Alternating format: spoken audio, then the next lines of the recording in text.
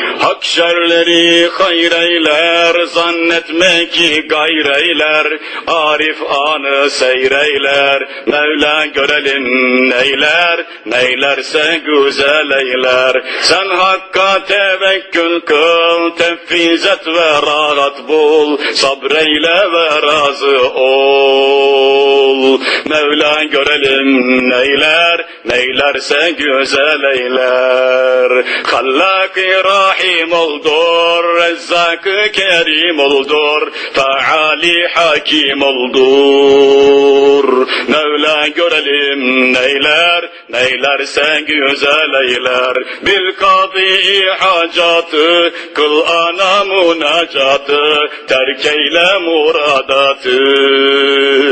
Mevla görelim neyler, neylerse güzel eyler.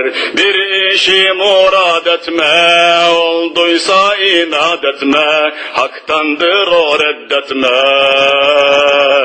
Mevla görelim neyler, neylerse güzel eyler. Deme şu niçin şöyle, yer incedir ol öyle, bak sonuna sabreyle.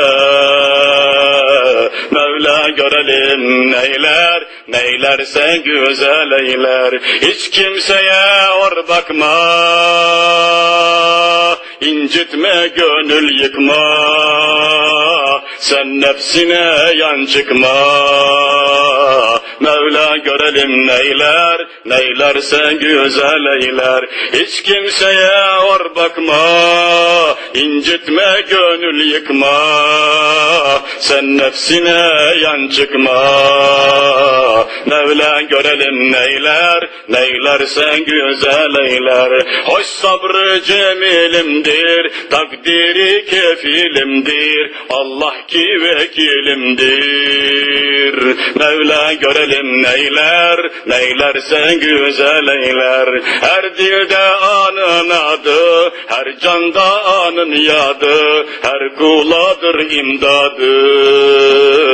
Mevla görelim neyler, neylerse güzel eyler. Naçar kalacak yerde, nagah açar ol perde, derman eder ol derde. Mevla görelim neyler, neylerse güzel eyler. Geh mutivu geh mani, geh darru geh nafi', geh hafidu geh rafi'. Mevla görelim neyler, neylerse güzel eyler. Bu nasile yorulma, nefsinle dahi kalma, kalbinden ırak olma. Mevla görelim neyler, neylersen güzel eyler. Vallahi güzel etmiş, billahi güzel etmiş, tallahi güzel etmiş.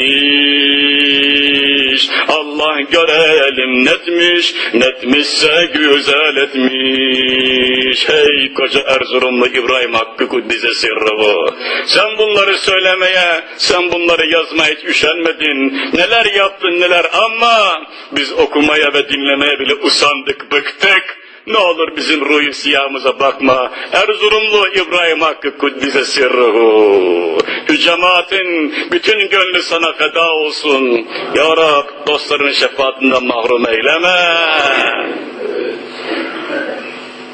31 kıta bu. Ben sadece 13 kıtasını okudum size. Neler neler neler, neler neler neler. Bu markette neler yok ki bu mağazada. Hani ya müşteri? Vitrine bile gelip bakmıyorsun yahu. Ondan sonra yok mok bilmem ne şu bu vesaire. Şikayetin ne anlamı var?